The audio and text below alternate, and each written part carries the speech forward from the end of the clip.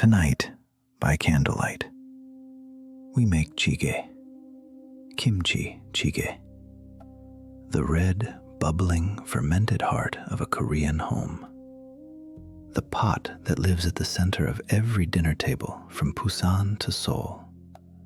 The dish that asks for nothing more than what time has already given you.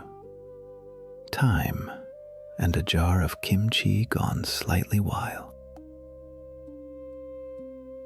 This is the stew that was born from thrift.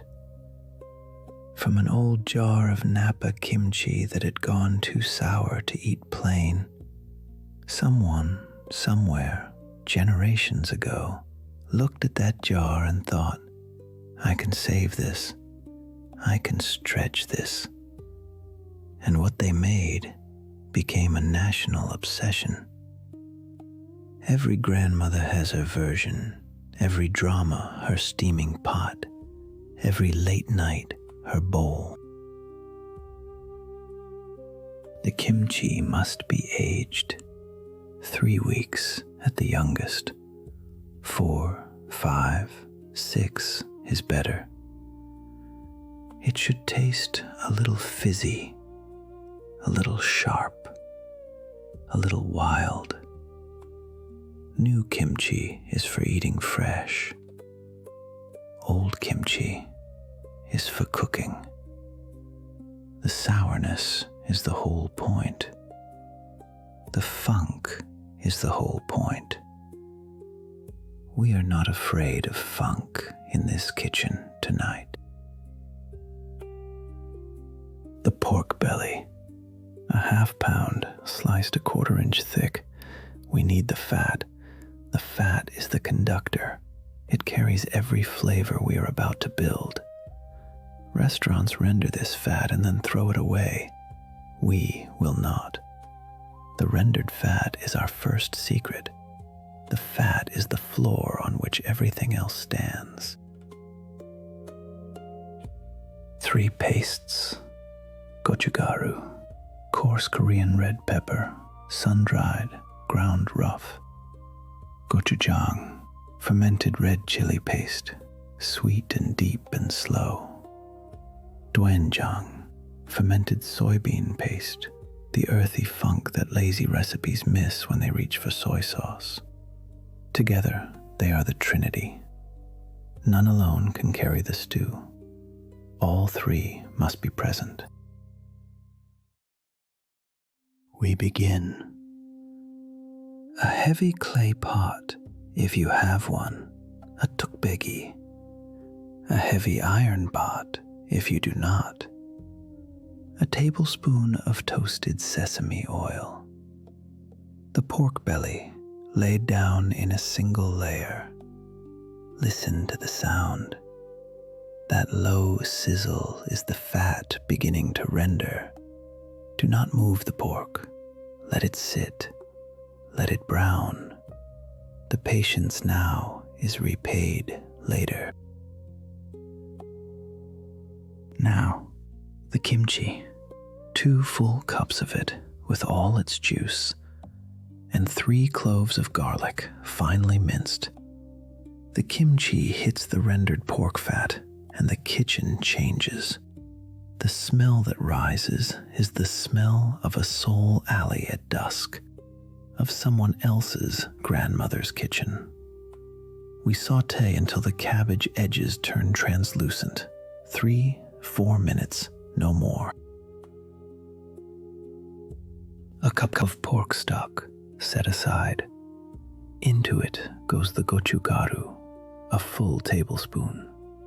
The gochujang, a full tablespoon.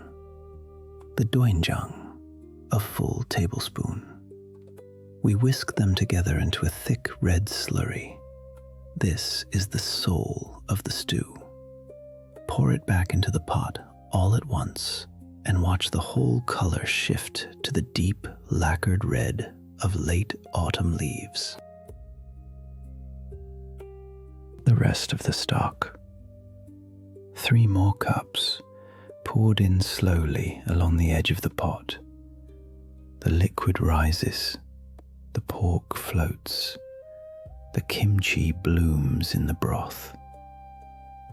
Bring it to a vigorous boil, then drop the heat to a steady simmer. 20 minutes. Long enough for the pastes to bridge the pork's richness with the kimchi's sourness. Long enough for the kitchen to fill with steam. The tofu.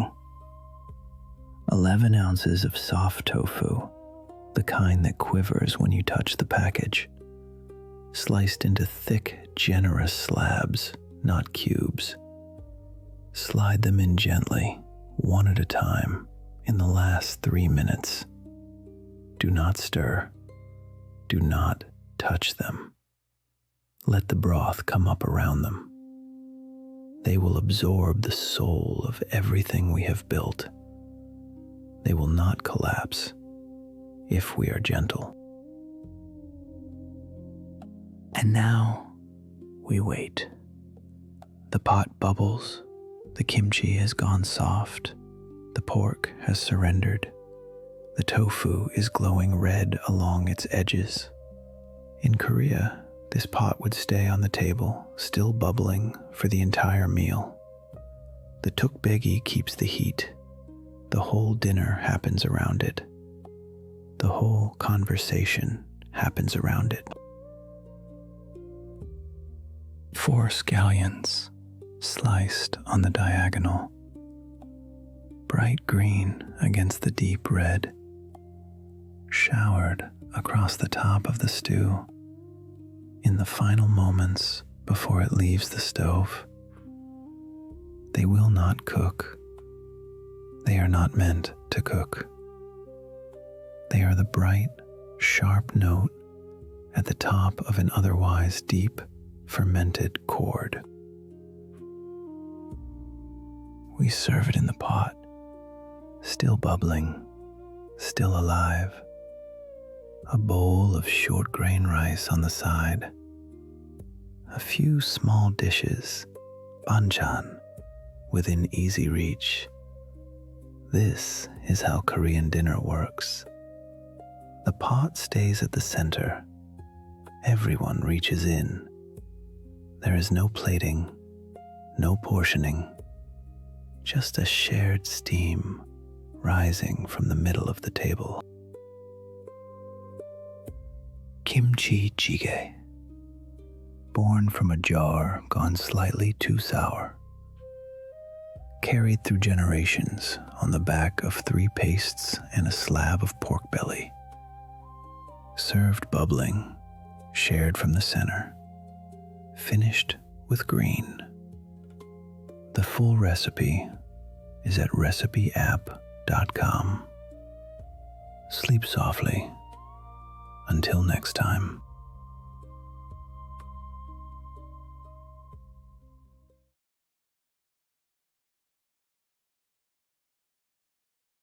Tonight, by candlelight, we make Bulgogi, the dish whose name means fire meat. Thinly sliced beef, sweetened, salted, soaked in soy and pear and sesame, then licked by a high flame until the edges char and the sugar caramelizes into something the Korean banquet table has worshipped for 700 years. The history runs deep. Goryeo dynasty, 11th century. Before then it was called Biryani, sliced beef grilled over open coals. Aristocrats ate it. Buddhist monks objected. The Joseon-court refined it.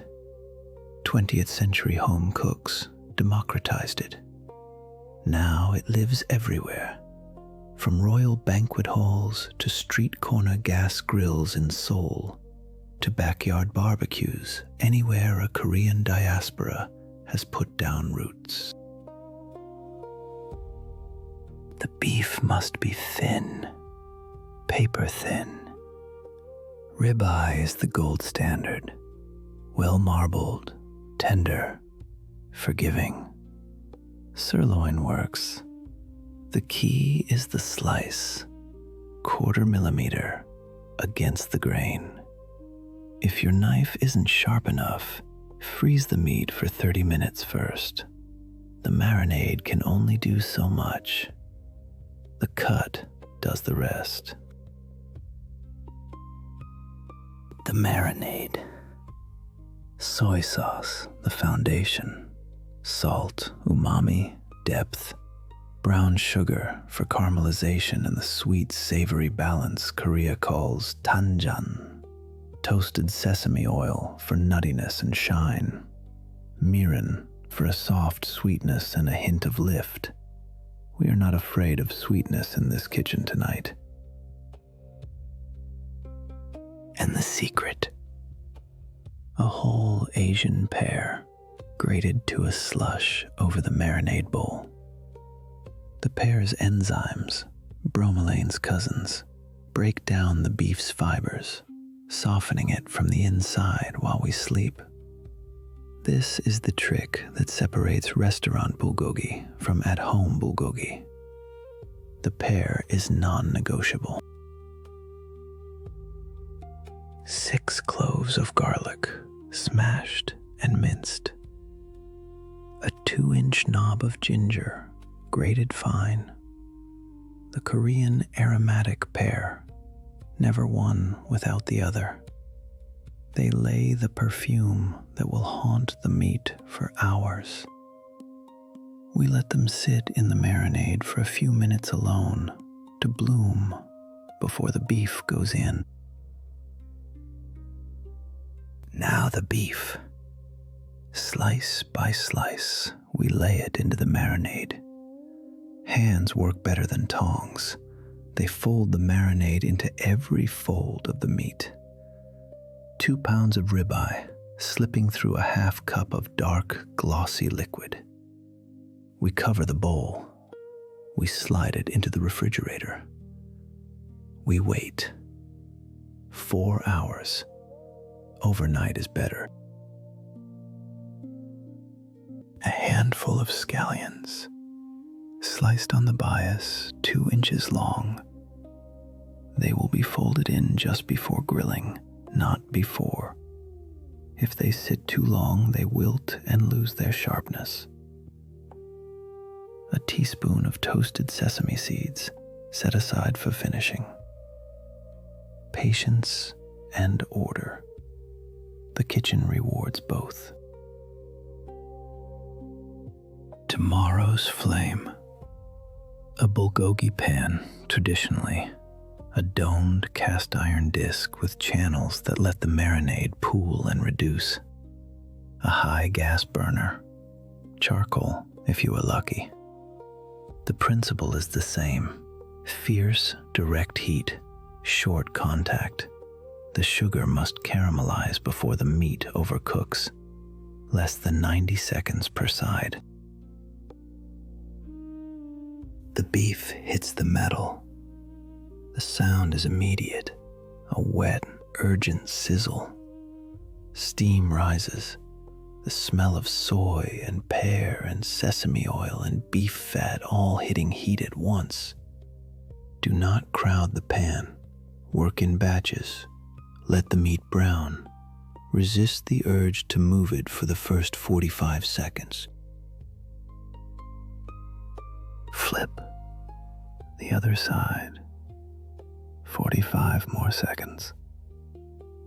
The edges char. The sugar in the marinade caramelizes into a deep mahogany lacquer. The thinness of the slice means the inside is already cooked through. The outside is what we're building. The burnished, sweet, smoky crust that defines bulgogi. Off the heat, into a worn dish. The bias cut scallions, folded through while the beef is still steaming. The sesame seeds, scattered across the top.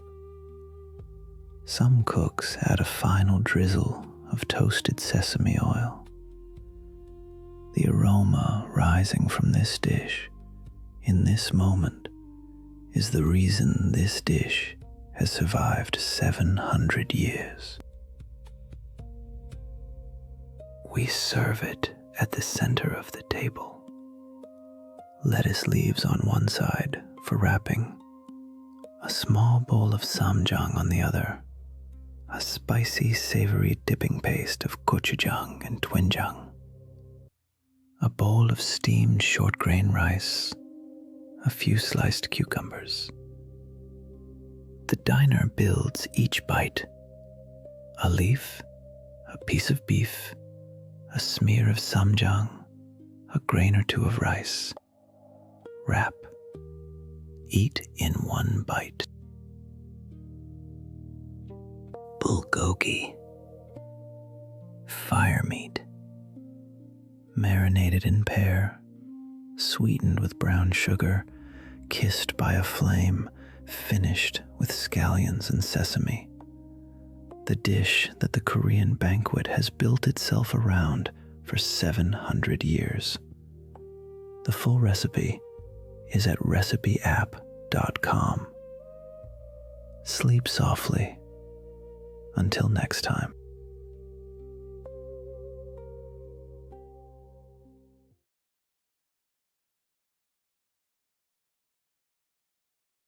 Tonight, by candlelight, we make bibimbap. The Korean word means simply mixed rice, but what arrives in the bowl is a quiet choreography. 7, 8, sometimes 10 separate things, each prepared alone, then carried together into one. A study in balance. A meal that asks you to slow down, look at every color, and then, with a single motion, break it all. The dish was born in the royal kitchens of the Joseon dynasty. Court cooks would arrange small dishes around a central bowl of rice. 5 colors honored, 5 elements honored, the philosophy of balance made edible. But it lived also in the homes of farmers who used it on the last day of the Lunar New Year to clear the pantry. Royal and humble at the same time, like Korea itself. The foundation is short grain rice, steamed until each grain is its own small pearl, separate but slightly sticky. We rinse it 3 times. We soak it for half an hour. The water comes off the rice as we rinse, cloudy with starch. We patiently wait until the water runs clear. Patience now. Patience.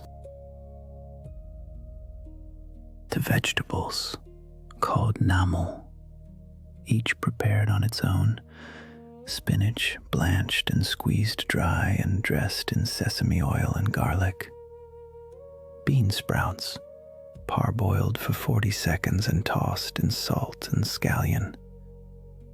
Carrots, julienned thin and sautéed in a teaspoon of oil. Dried shiitake mushrooms, soaked overnight and sliced and simmered in soy sauce and a whisper of sugar.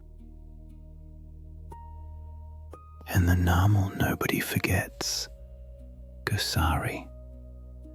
Dried bracken fern shoots soaked in cold water for 6 hours, then simmered, then sautéed in soy and sesame. The taste is earthy and wild and a little smoky. The royal court considered it essential. We will not skip it tonight. The bulgogi, thinly sliced ribeye, marinated for 2 hours in soy and pear and sesame and garlic. stir-fried in a hot pan for 90 seconds, just enough to caramelize the sugar in the marinade, but not enough to toughen the beef. Set aside, still warm, glossy, mahogany. The egg. The single most photographed ingredient on a bibimbap menu in any city on earth. One large egg cracked into a hot pan with butter, sunny side up. The yolk must remain liquid, soft, golden, almost trembling. The white must just barely set. Salt and pepper off the heat. And the gochujang sauce, the crimson heart of the whole bowl. 2 tablespoons of gochujang, a teaspoon of sesame oil, a teaspoon of sugar, a splash of rice vinegar, a clove of grated garlic, mixed together in a small bowl. Glossy, deep red, sweet, savory, spicy, in perfect tension. And now, the moment that gives the dish its name. We bring a hot stone bowl, a dolsot, onto the stove until it begins to smoke. We brush the inside of the bowl with sesame oil. We add the rice, pressing it gently against the bottom so a crisp golden crust will form as we plate. The rice meets the hot stone with a soft hiss. Now we plate. The bibimbap, the namu, in concentric arcs around the rice. Spinach at 12 o'clock, carrots at 3, bean sprouts at 6, shiitake at 9, the gosari and the bulgogi tucked between. The colors echo the Korean 5-color philosophy: red, white, yellow, green, black, each in its place. The egg goes in the center, sunny side up, the yolk catching the candlelight, a spoonful of gochujang sauce beside it, a pinch of toasted sesame seeds across the whole surface, a small drizzle of toasted sesame oil. The bowl is now a small painting. We pause, we look, we let our eyes follow the spiral. This is the moment the meal asks for. We are not eating yet. We are honoring the cook. The court would have honored the enamel maker.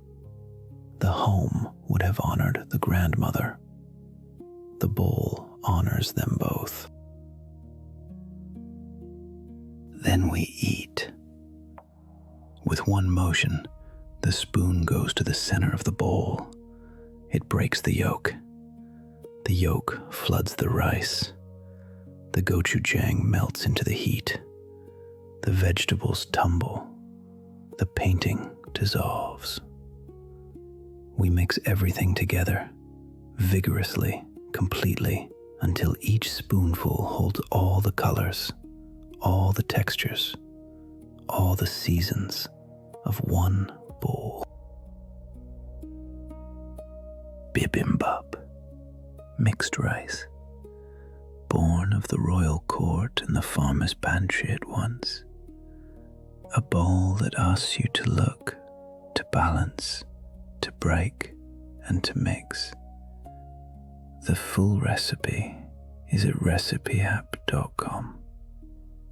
Sleep softly. Until next time.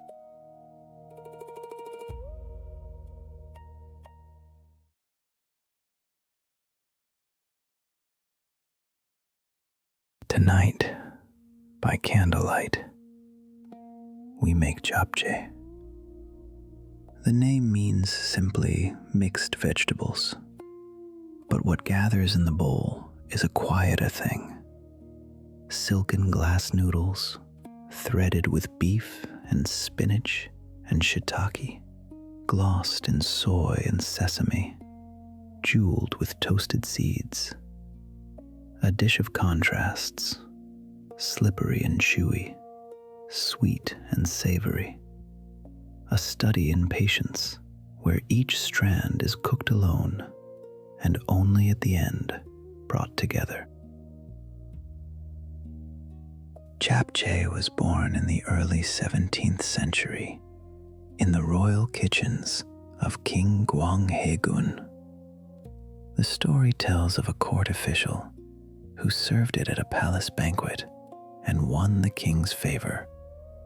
A small dish born to please a king. In its earliest form, there were no noodles at all, only vegetables, mushrooms, bellflower root, water dropwort, each prepared alone, then mixed in a great bowl, a celebration plated. The glass noodles came much later. Yangnyeom, made from sweet potato starch, only entered the dish in the early 20th century. They drink up the sauce. They glisten like spun glass when finished, and they bring a new soul to the bowl. Chewy, translucent, almost weightless. Today, no japchae is complete without them. The old name remained. The dish became something new. Lay out the ingredients. A coil of dongmyeon, dry and gray. Thin slices of beef, marbled, set in a small bowl. Shiitake mushrooms, their caps dark and pleated. A handful of baby spinach. Carrots, julienned into matchsticks. Onion, sliced thin enough to see through. Scallions, garlic, sesame oil, soy sauce, sugar, sesame seeds. Each one waiting its turn, none of them yet touching the others. First, the noodles. Drop them into a wide pot of water just at the boil. Watch them surrender, gray to translucent, brittle to silken, in 7-8 minutes. Lift them out, rinse with cool water to stop the cooking, then drain. While they are still warm, drag them onto a board and with kitchen shears, snip them into shorter lengths. Long enough to twirl, short enough to lift. Toss the warm noodles with a spoonful of soy sauce, a small spoon of sugar, a drizzle of dark sesame oil. Watch them turn from milk pale to a soft walnut amber. The oil clings to every strand. The soy soaks deep. They will not stick to one another now. They are seasoned at their core, the foundation of the dish, set before anything else touches the pan. Now the beef. In a small bowl, lay the slices flat. Add soy sauce, a pinch of sugar, minced garlic, a few drops of sesame oil, crack of black pepper. Massage gently. Let your fingers do the work the marinade cannot. Set aside 15 minutes. The salt will draw moisture to the surface, The sugar will tenderize.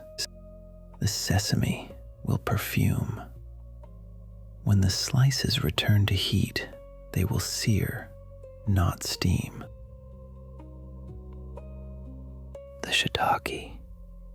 Stems trimmed, caps sliced thin, into a hot pan with a drop of sesame oil, a whisper of soy.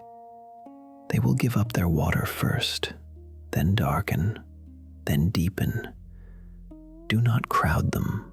Do not stir too soon.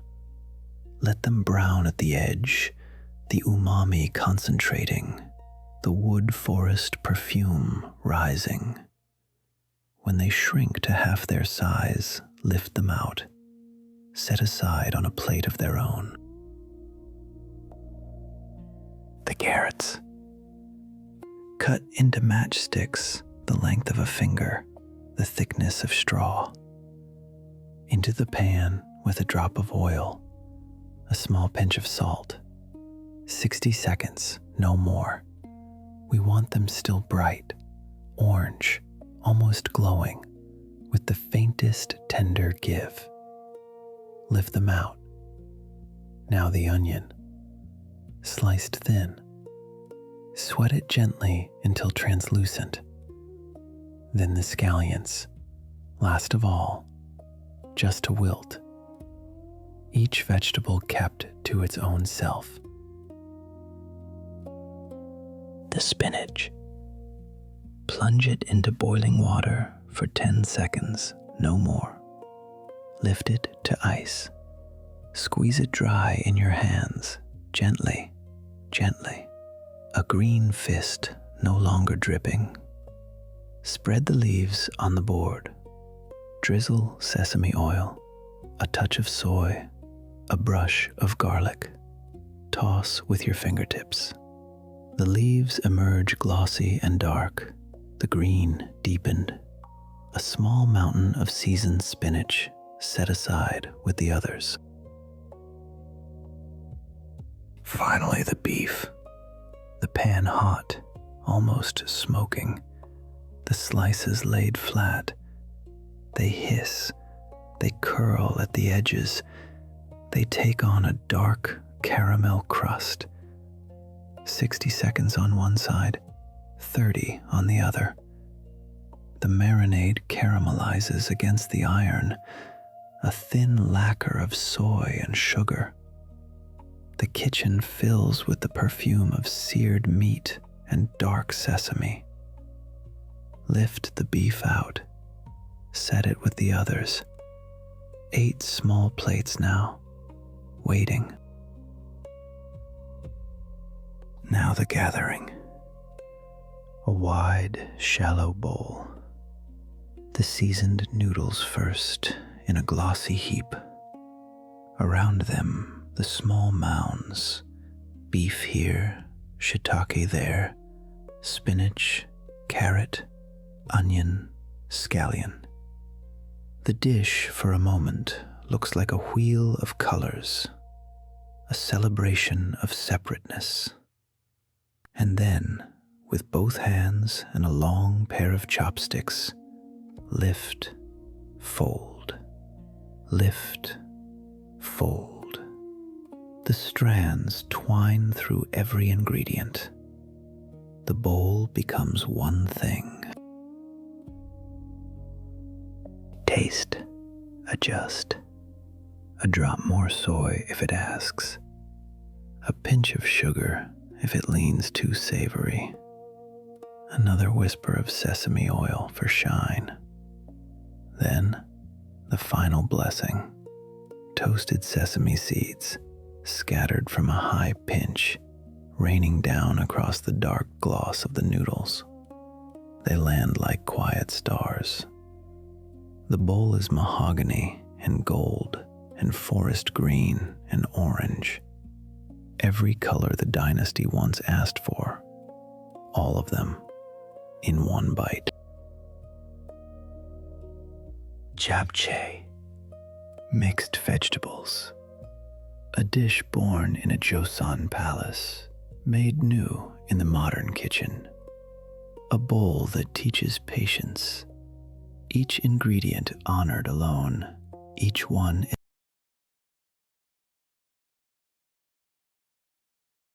Tonight, by candlelight, we make Samgyeopsal.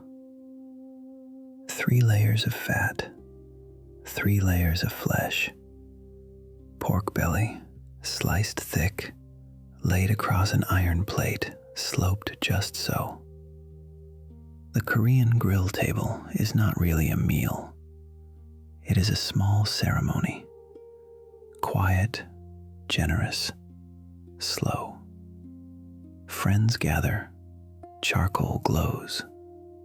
The plate begins to whisper, and in the hush, the night settles into something tender and unhurried.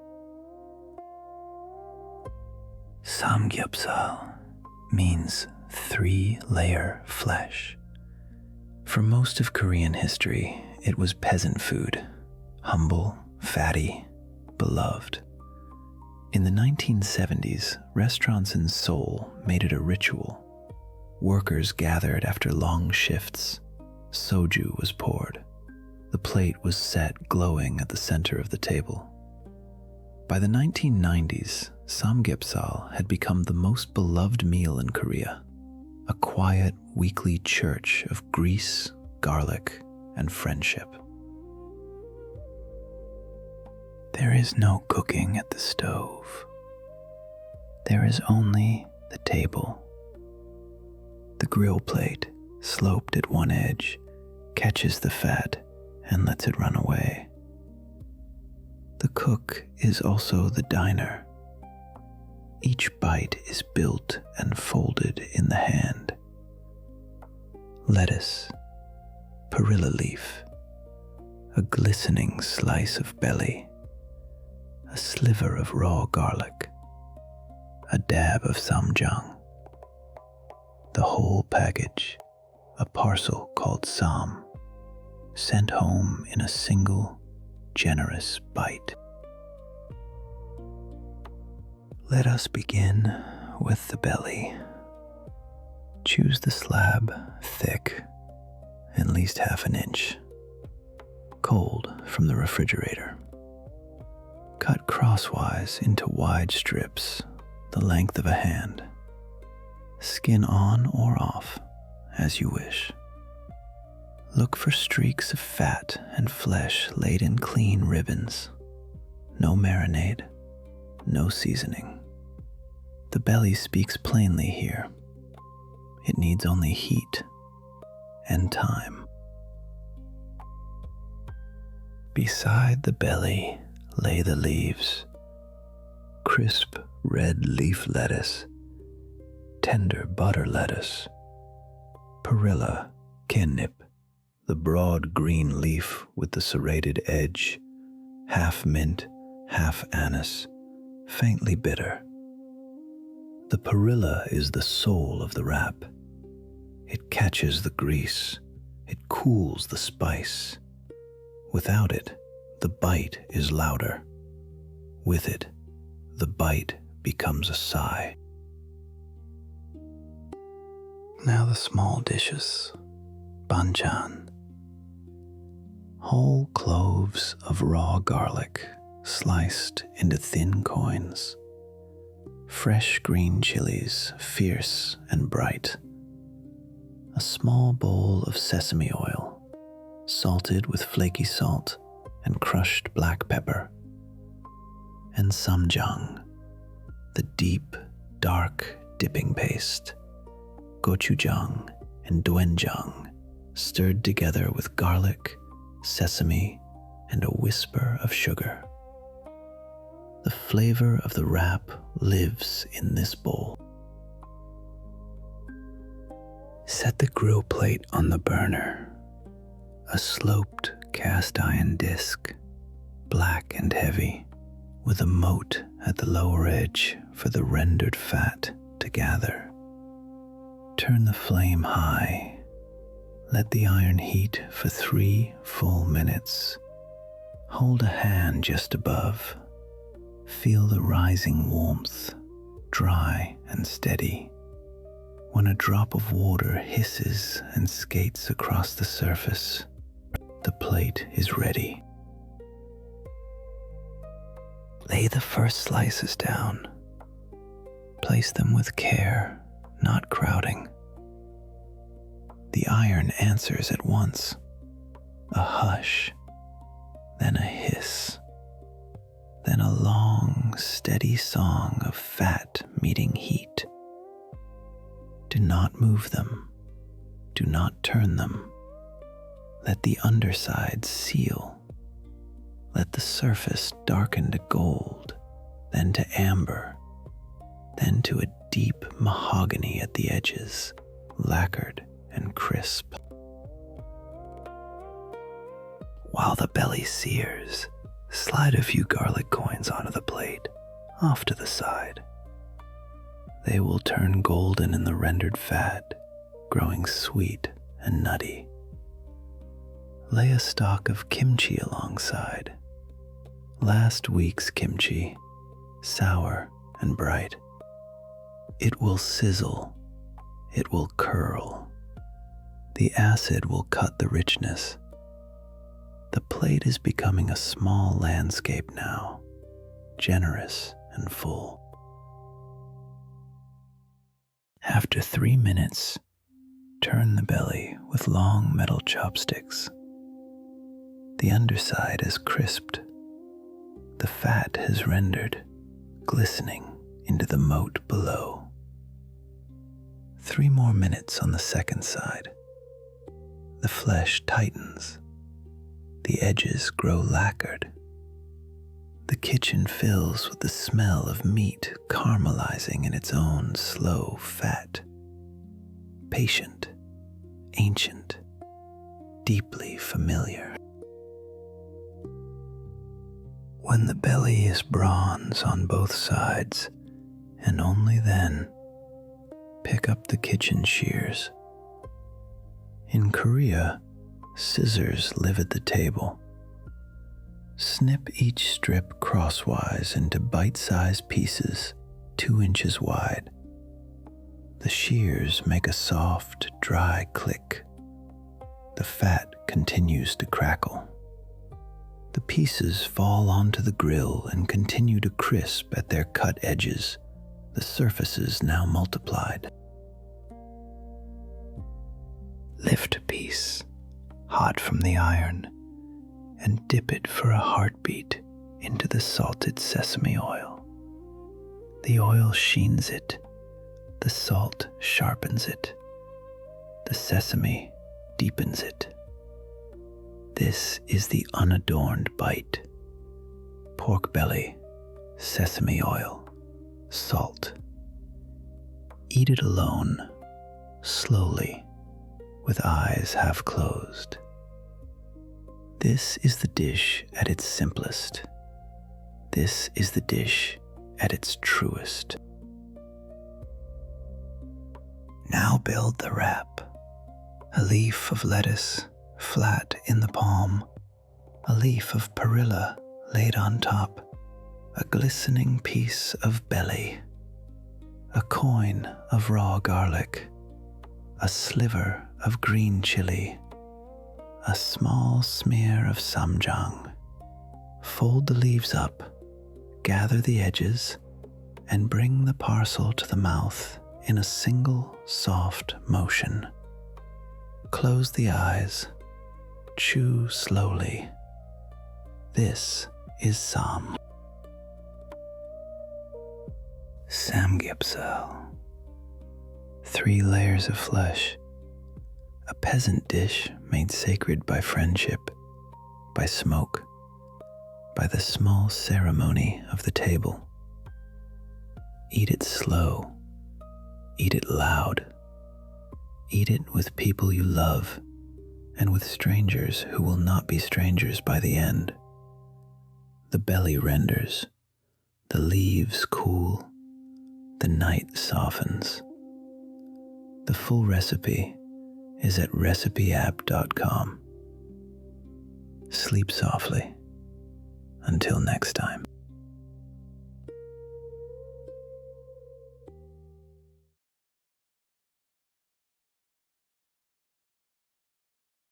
Tonight, by candlelight, we make tteokbokki, cylindrical rice cakes, chewy, white, plump, swimming in a sauce the color of late sunset, sweet, spicy, slow, a dish the Korean street has loved for centuries, and a dish the Korean home has loved since the very beginning.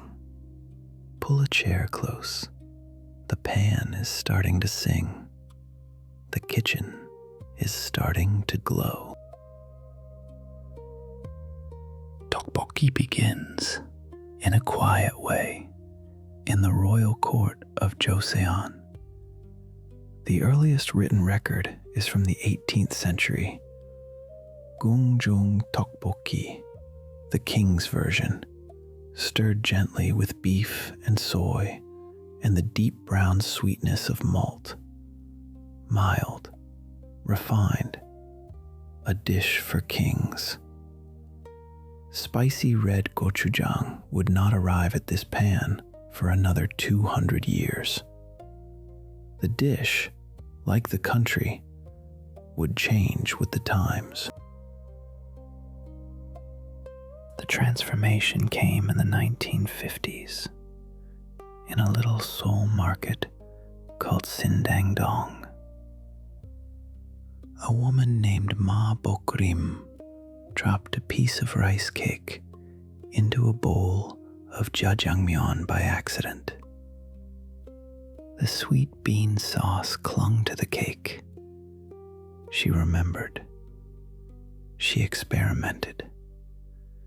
She added gochujang and the modern tteokbokki, red, fiery, sticky, beloved, was born in that one humble market stall.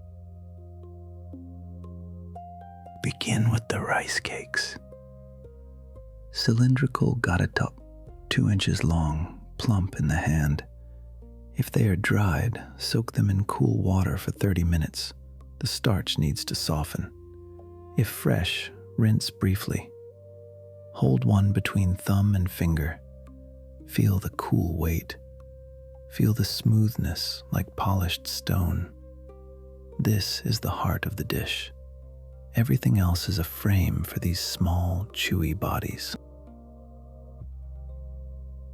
Now the broth. Korean cooking begins almost always with anchovy kelp dashi. A small handful of dried anchovies, heads and guts removed. A square of dried kelp, dusty and pale. Drop them into 4 cups of cool water. Bring just to a tremble, never a hard boil. Let them whisper for 10 minutes. Strain. What remains is the quiet mineral heart of every great Korean broth. Build the sauce in a small bowl. 3 tablespoons of gochujang, deep red, glossy, slightly fermented.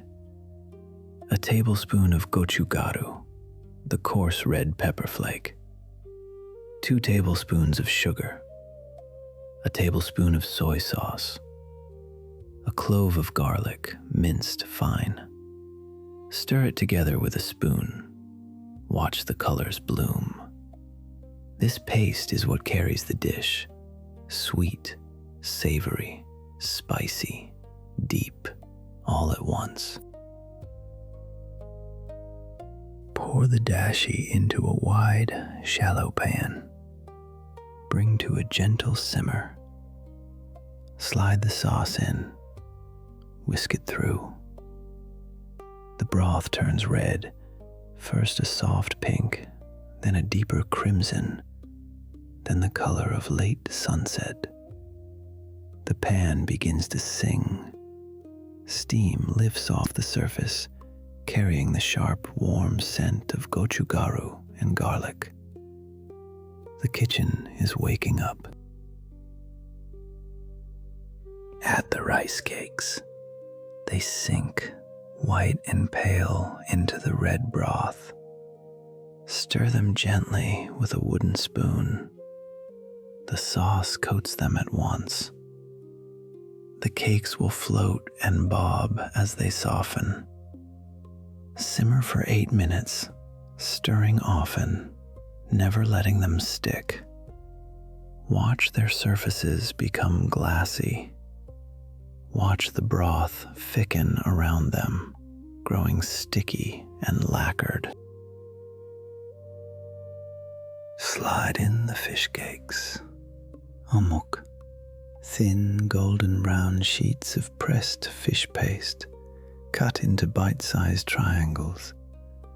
They lend their gentle, savory weight to the broth, and they pick up the red sauce like a sponge. The pan deepens in color now. The sweetness rounds. The dish is becoming what it has always meant to be: generous, complete, full. A handful of scallions, cut into 2-inch lengths, white parts first. They go into the pan, and the white turns soft, then translucent. 2 minutes later, the green parts follow. They will keep their bite. Stir them in. The pan is now a small, bubbling landscape. White rice cakes, golden fish cakes, green scallions, all glowing in crimson broth. Optional, but loved. Slip in 2 hard-boiled eggs, halved, the yolks still bright as suns. The whites will absorb the sauce, blushing red. The yolks will stay golden, jewels in a sea of red. In the street stalls of Sindang-dong, these eggs are sacred. They are taken last, after the cakes and the cake sauce and the cake's broth, the final treasure. Taste the broth with a small spoon. Adjust. A pinch more sugar if it has gone too sharp. A whisper more gochujang if it has gone too quiet. A drop of fish sauce if it lacks salt. The sauce should be thick now, thick enough to coat the spoon, thin enough to pool gently around the cakes, spicy but not punishing, sweet but not cloying, whole. Plate it simply. A wide, shallow bowl. The cakes piled, glistening, the broth pooling around them. Scatter toasted sesame seeds across the top. A drizzle of dark sesame oil. A few extra scallion greens. Eat it with a wooden spoon, or with chopsticks, or with both. The cakes are chewy, then chewier, then yielding. Each bite is small, slow, generous, warm. Tteokbokki. Born in a Joseon-court, reborn in a Seoul alleyway. A dish that has lived on the street, in the home, in late-night memory, in every season of Korea. Eat it loud, eat it quiet, eat it tonight, with whoever you love, or with no one at all. The cakes are chewy, the night is soft. The full recipe is at recipyapp.com. Sleep softly until next time.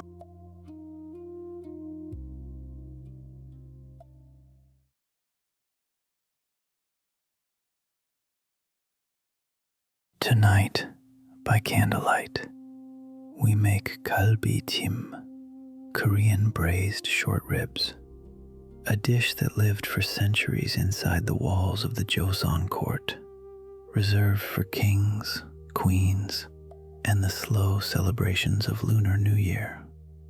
Bone-in beef, soy, Asian pear, time, and patience. 3 hours of patience. Lean closer. Let the room go quiet. Galbi-Jjim means braised ribs. Galbi for the bone, Jjim for the steaming, the slow simmer. In the old courts of Joseon, it was the centerpiece of Chuseok, the harvest moon table. Tonight, we set that same table, a small one, lit by one candle, with nothing rushing us, nothing at all. First, the ribs. English cut short ribs, thick, heavy, bone running through the center like a small stone. We rinse them, then soak them in cold water for 1 hour, maybe 2. The water clouds pink, then clears. This is how the dish begins, by drawing out blood, by letting the meat rest. The braising liquid. Listen. Soy sauce, dark and quiet. Brown sugar, amber and slow. Garlic, ginger, a splash of mirin, toasted sesame oil, and the secret of the court, grated Asian pear. The pear softens the beef, sweetens it, lifts it. We whisk it all together, slowly, in a single ceramic bowl. A heavy pot, cast iron, or a deep clay tteokbokki. We bring water to a low boil, drop the ribs in, just for a few minutes. The surface fills with foam, pale and gray. We skim it carefully. This is called parboiling. The Korean grandmothers say it teaches the meat to be honest. The ribs come out. We rinse them again. Clean now. Pink brown, glistening. Then back into the empty pot. We pour the braising liquid over them. Add water, just enough, so the liquid rises to their shoulders, not over their heads. The pot covers. The flame goes low, and the long hour begins. For the first hour, we leave them. We do nothing. The kitchen fills with the smell of soy and sesame, dark, round, like wet wood and warm grain. We listen for the low hum of the simmer, the smallest bubbles, the smallest sound, the kind of sound that lets you fall asleep standing up. Now, the vegetables. Daikon radish, cut into thick rounds, then bevel the edges with a knife. This is muggegaki, edge rounding, so the daikon does not break apart in the long braise. Carrots, cut the same way. Soft pillows of root. We add them to the pot. The liquid swallows them whole. The dried jujubes, small, wrinkled, red as old velvet. In Korean banquet tradition, they bring sweetness and a wish for long life. Then the chestnuts, already peeled, pale gold, round. We tuck them between the ribs like small moons resting in dark water. The pot covers again. We wait. The shiitake mushrooms, dried, soaked in warm water for half an hour. Their caps swell, their gills open. We slice them in half, or leave them whole if they are small. They go in too. The braise is becoming crowded, layered, mahogany, a small dark forest of ribs and roots and quiet. 2 hours in, we lift the lid. The room exhales. The liquid has thickened, glossy, almost black. The ribs sit lower in the pot now. The bones have begun to loosen. We baste, slowly, spoon over spoon, each rib lacquered in turn. This is the moment the dish becomes itself. The last 20 minutes. The lid comes off. The flame stays low. The braising liquid reduces. Slowly, patiently, until it coats the back of a spoon, until it pools beneath the ribs like dark glass. We do not stir. We do not rush. The kitchen is warm. The candle has burned halfway down. We lift the ribs into a deep ceramic bowl. Then the daikon, the carrots, the jujubes, the chestnuts, the mushrooms. We pour the dark sauce over, a spoonful of pine nuts on top, pale white against mahogany. This is Galbi-Jjim, a dish meant for the harvest moon, for tables that take their time. The bone slips from the meat slips from the spoon, the sauce sweetens the rice. 3 hours condensed into a single soft bite.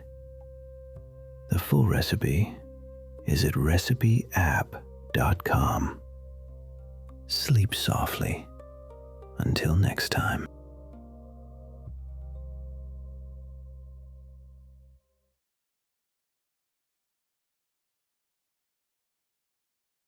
Tonight, by candlelight, we make Sundubu Jjigae, soft tofu stew, crimson, bubbling, a Korean comfort.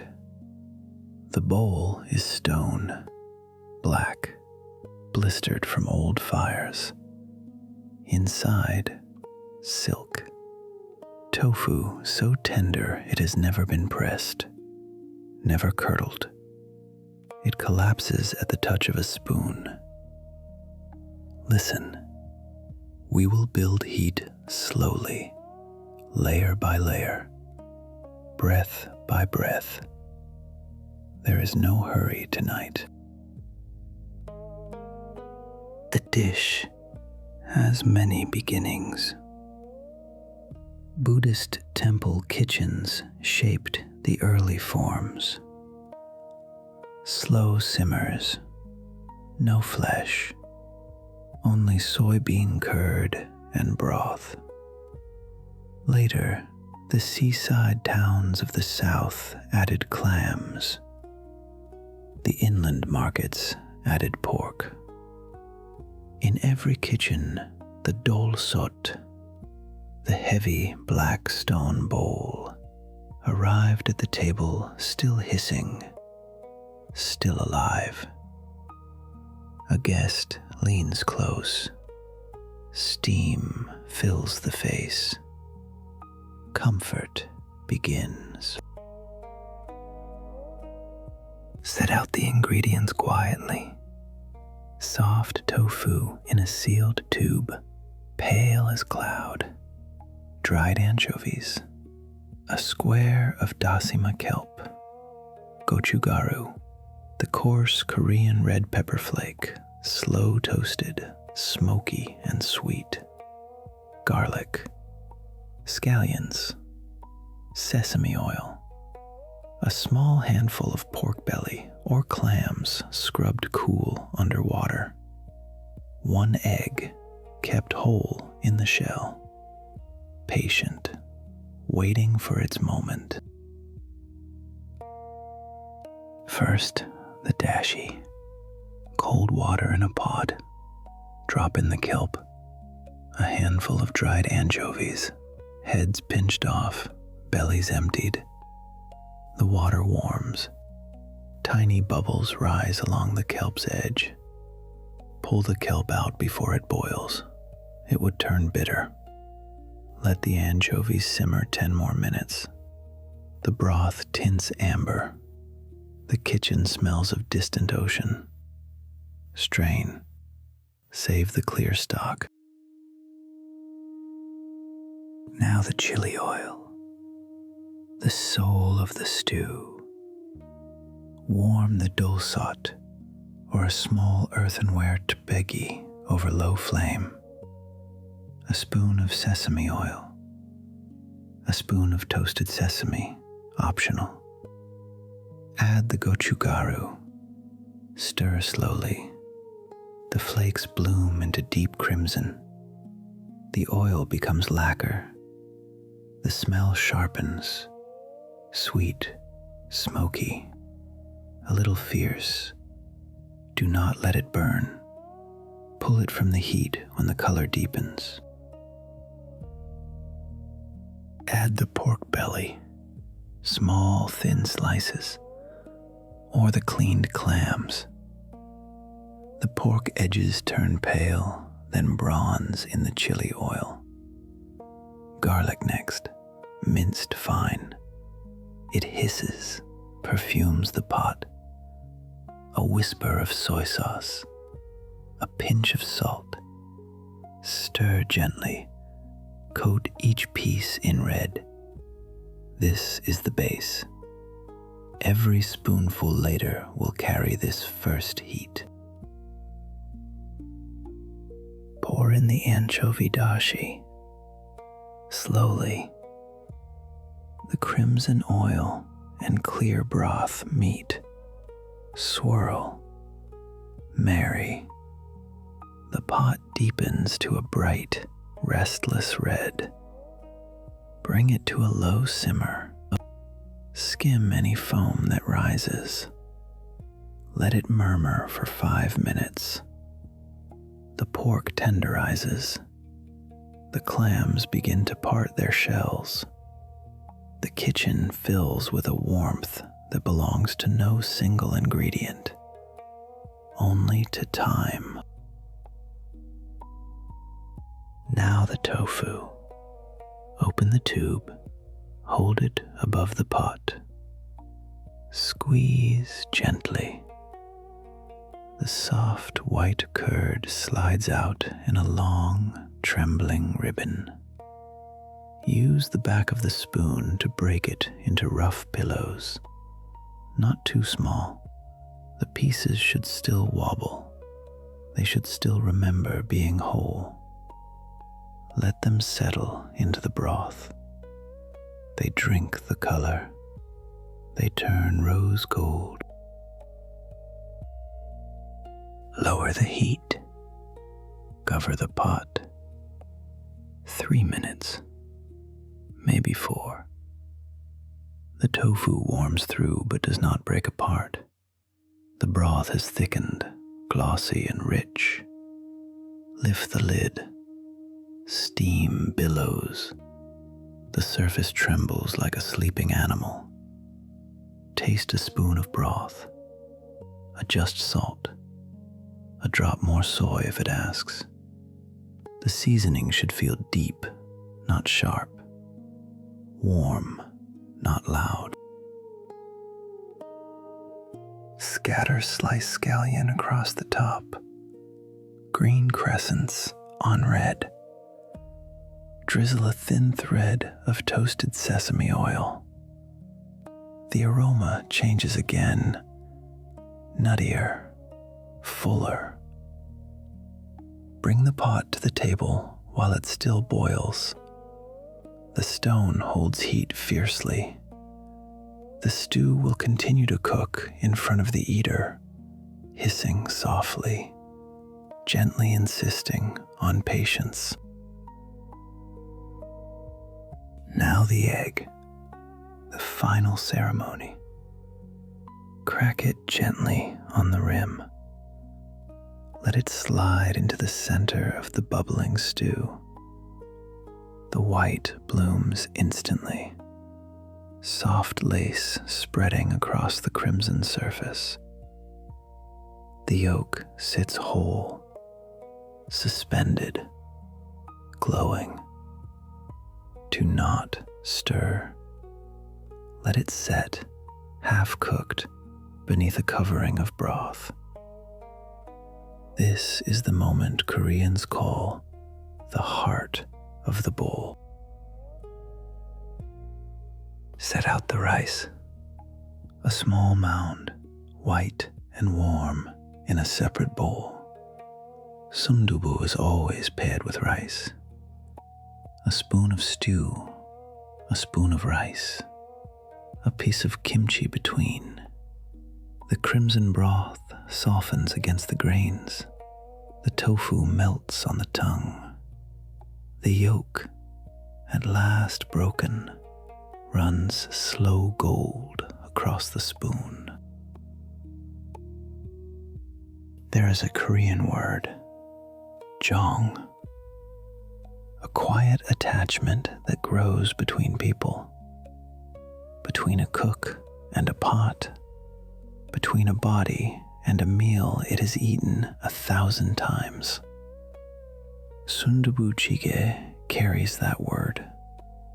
It is the stew of cold mornings and tired evenings, of mothers, of late students, of small restaurants with one table.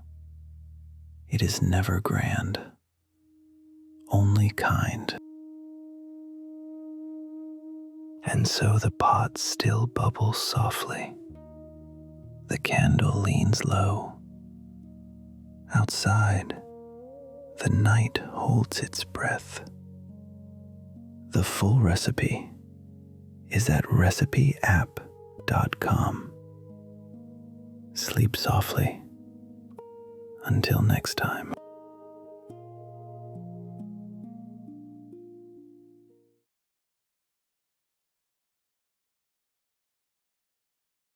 Tonight, by candlelight, we make Mandu, the Korean dumpling. Crescent, pleated, hand folded, a quiet act of devotion. Each one is a small purse of pork and chives and sesame, sealed with the warmth of fingertips. We will fold many. We will not hurry. The kitchen is dark. The candle is steady. And the dough waits. The story of Mandu is older than the modern peninsula, carried south along the trade roads from the steppes of Central Asia, through Goryeo open court, then folded into Korean hands 1,000 years ago. Royal kitchens shaped them as ingots of silver to bless the new lunar year. Now grandmothers shape them in winter, on tables dusted with flour while snow gathers.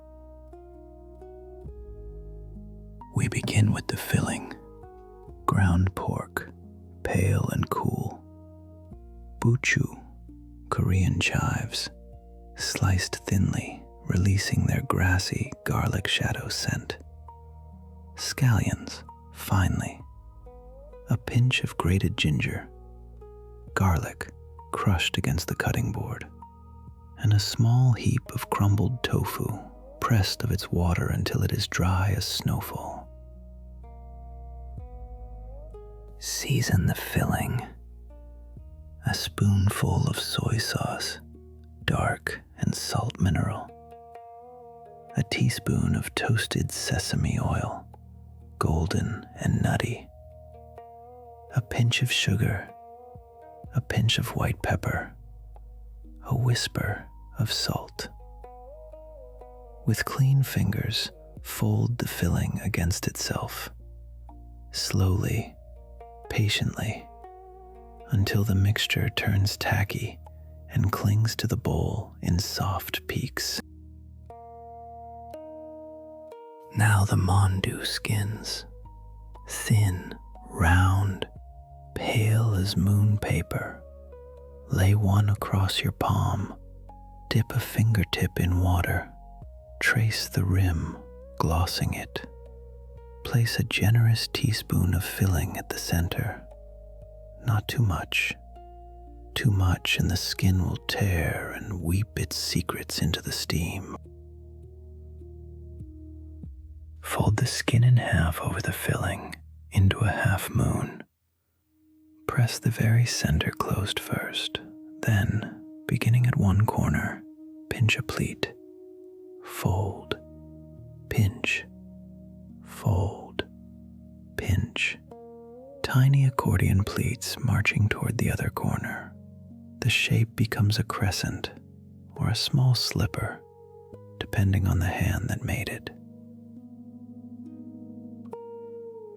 There are two ways forward tonight: gun mandu, pan-fried, golden-bottomed, lacquered with crisp; and jin mandu, steamed, pale, soft as a held breath. We will make both.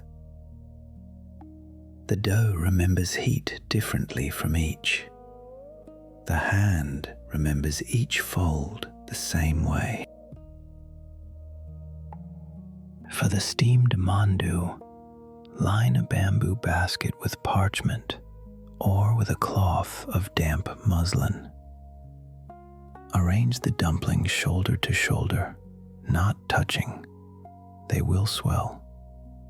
Set the basket above a pot of water already breathing steam. Lidded.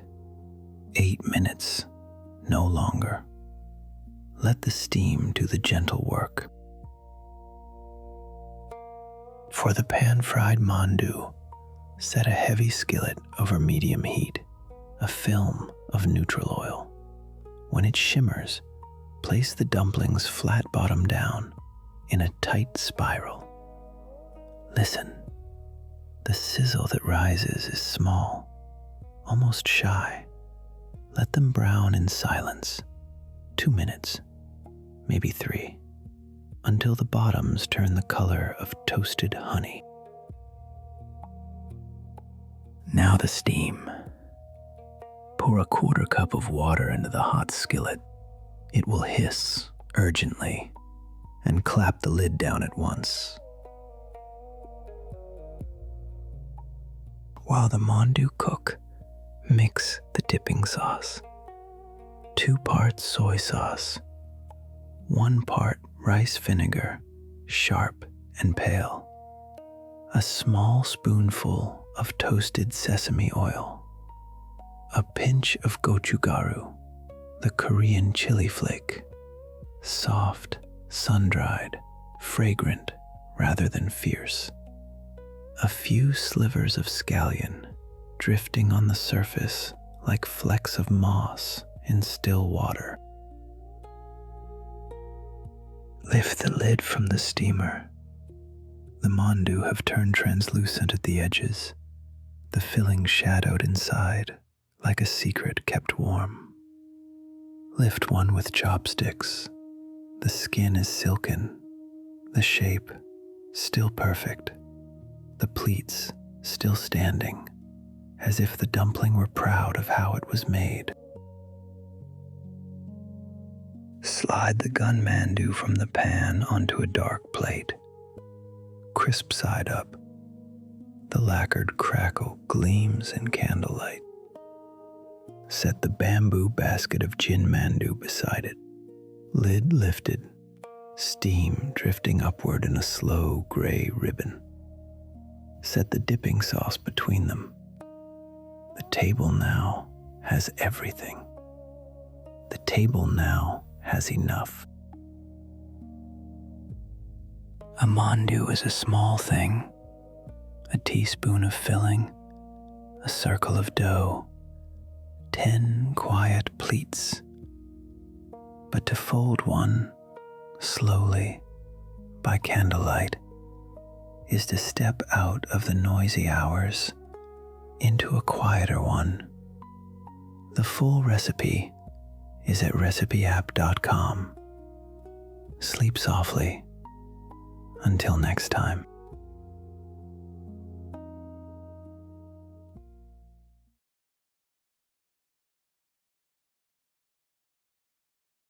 Tonight, by candlelight, we make Korean fried chicken, yangnyeom chikin.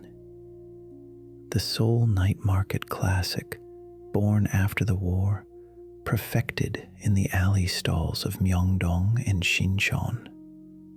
Soju on the tabletop, neon humming overhead, the sound of cleavers and cold beer. Tonight, we slow it all down. We listen. We breathe.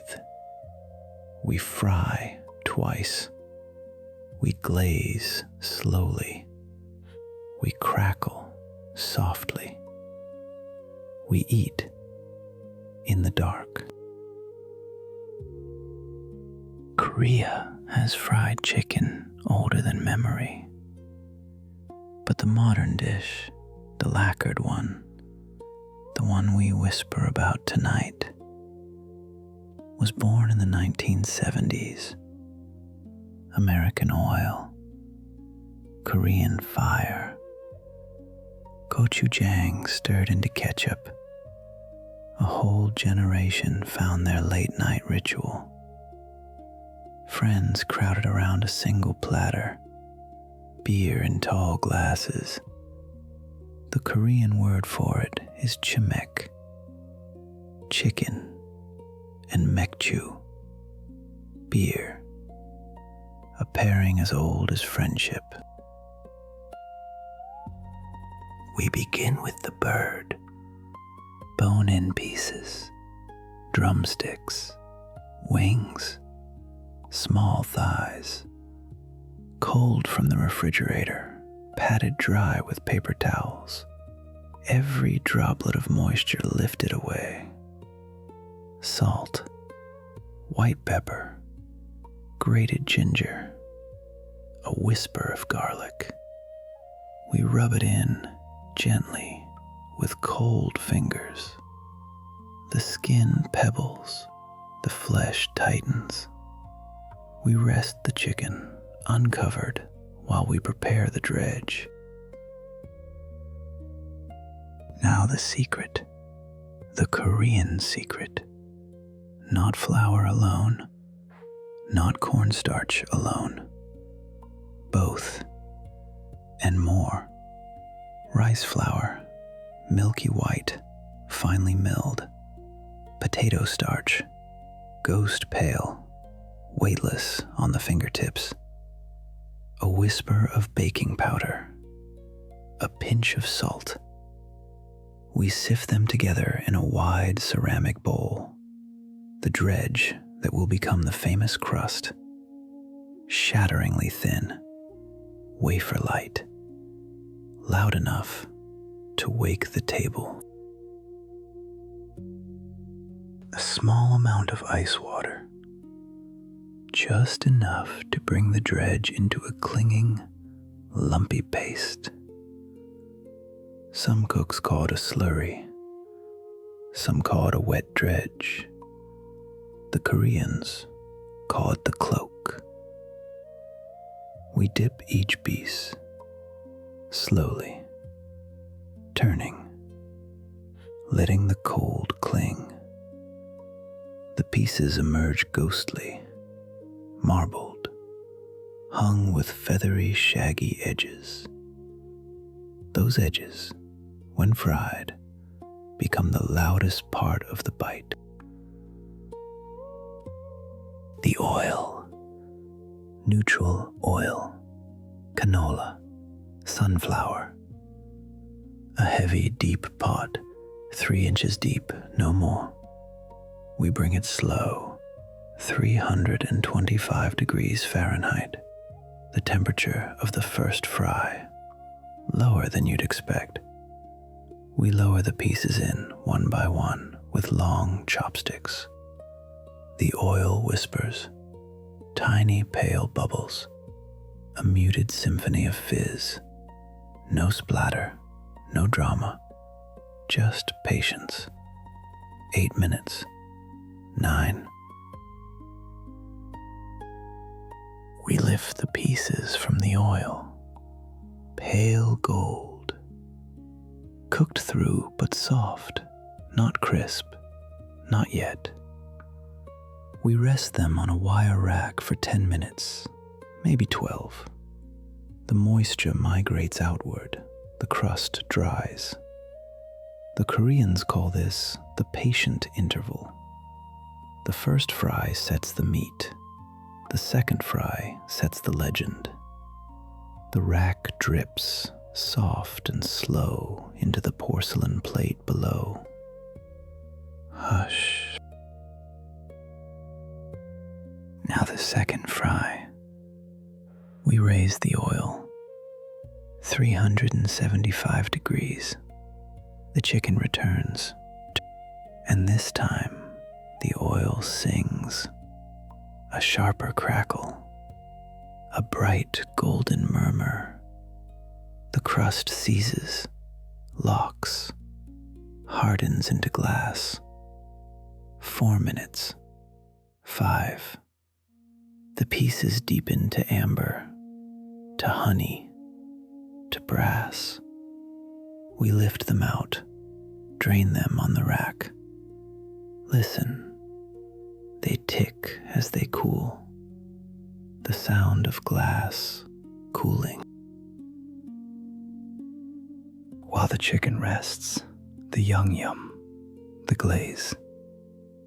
In a small heavy saucepan, gochujang, Korean fermented chili paste, crimson, sticky, deep as garnet.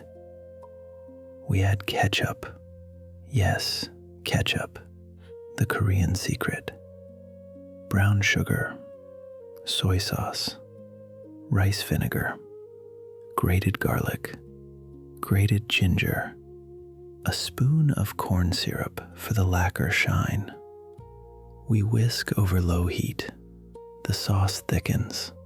The kitchen turns red. A single drop of toasted sesame oil at the end. The aroma blooms. Nutty, smoky, ancient. We take the saucepan off the heat. We let it cool just enough to coat. Not so hot that it softens the crust. Not so cool that it refuses to cling. This is the cook's window. 30 seconds, maybe 40. In Korea, they say, the glaze must want the chicken. Into a wide, warm bowl, we tumble the chicken. The hot pieces, the cooling glaze. With a wooden spoon, we fold. Slowly, reverently. Each piece turns, each piece blushes.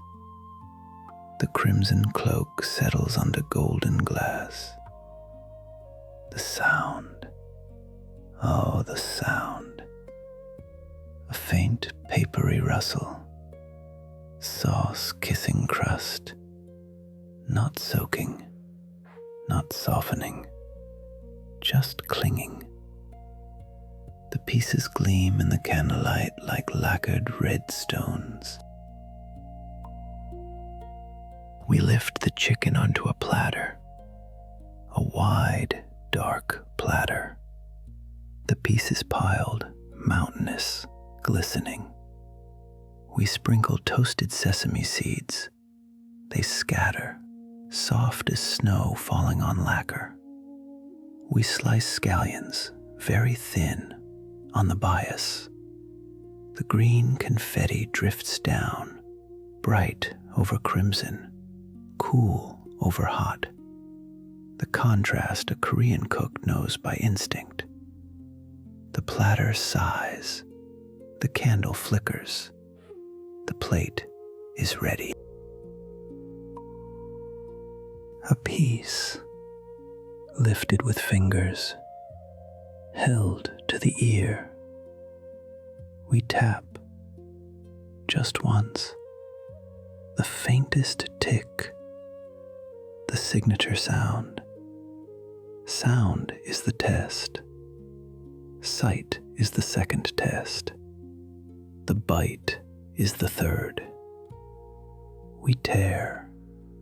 The skin cracks like a thin sheet of toffee. Steam escapes. Spicy, sweet, a hint of garlic, a whisper of soy. The crust holds. The meat gives. Slowly, the Korean miracle in your hand. Yangnyeom chicken, sweet, spicy, shatteringly crisp. The Seoul night in a single bite. Cold beer in a frosted glass. Friends arriving one by one. Laughter rising like steam. The candle low, the plate gleaming. Tonight, we end the Korean season with the loudest, brightest dish, whispered very, very softly. The full recipe is at recipyapp.com. Sleep softly. Until next time.